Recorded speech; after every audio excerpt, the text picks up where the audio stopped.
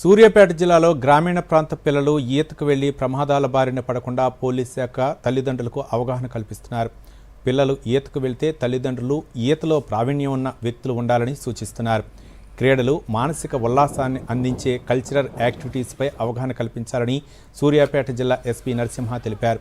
Police శాఖ బాలభవన్ ఆధ్వర్యంలో ఏర్పాటు చేసిన వేసవి శిక్షణ శిబిరంలో చేర్పించి ప్రమాదాల బారిన పడకుండా చూసుకోవాలని ఎస్పీ సూచించారు.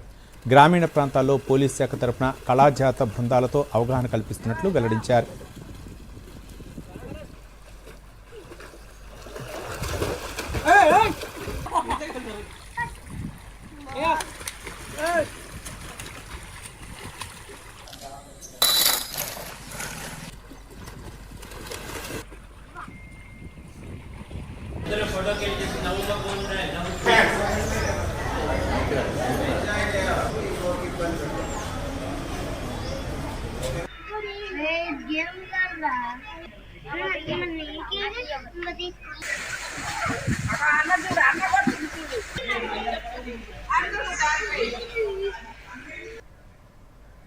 పోలీస్ సిబ్బంది యొక్క పిల్లల కోసం స్పెషల్ సమ్మర్ క్యాంప్ని నిర్వహించడం జరిగింది.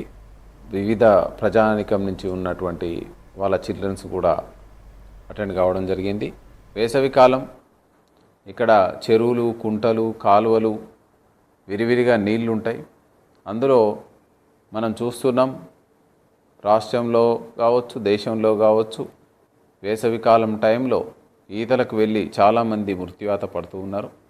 పెద్దల సంరక్షణతోటి ప్రొఫెషనల్ స్విమ్మర్స్ సమక్షంలో స్విమ్మింగ్ నేర్చుకోవడానికి ప్రయత్నం చేయాలి.